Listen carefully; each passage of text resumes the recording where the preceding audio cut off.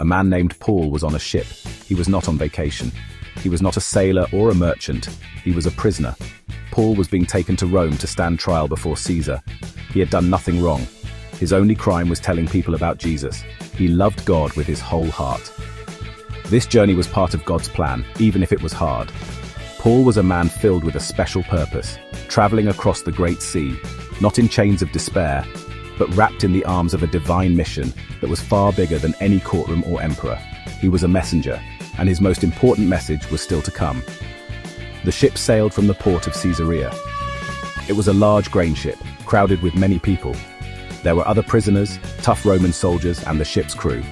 In total, 276 souls were on board, each with their own story, their own fears, and their own hopes for the future. The sea was calm at first, a gentle blue giant. The sun warmed their faces. But Paul, a man who listened closely to God's quiet whispers, felt a sense of unease. He warned the centurion in charge that the journey would be dangerous. He advised them to stay in a safe harbor for the winter.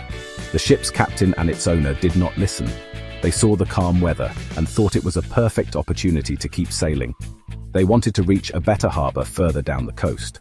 The Roman centurion, a man named Julius, trusted the experienced sailors more than the prisoner, Paul. It seemed like a sensible decision at the time. After all, what would a prisoner know about sailing? So, against Paul's gentle warning, they lifted the anchor and set out once more, chasing a gentle south wind and dreaming of a comfortable winter port. So often we are just like them. We see the calm surface and ignore the quiet warnings in our hearts. We trust our own plans and the advice of experts more than the gentle guidance from God. We think we know the best way forward. The ship sailed on, leaving the safety of the harbor behind. They were confident. They were in control, or so they thought. But the sea is big and our plans are small. A storm was waiting for them. A storm that would test every person on that vessel and reveal where their true trust was placed. Suddenly, the gentle breeze turned into a violent wind.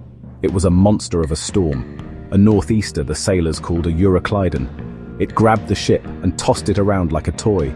The sky turned black. The waves grew into mountains of angry water, crashing over the decks. The ship groaned and creaked under the immense pressure. The sailors, men who had spent their lives on the water, were terrified. They had never seen anything like it. Their skills were useless against the raw power of nature unleashed. Fear gripped every heart on that boat. For many days they saw no sun, no moon, no stars. They were lost in a world of roaring wind and churning dark water. The sailors did everything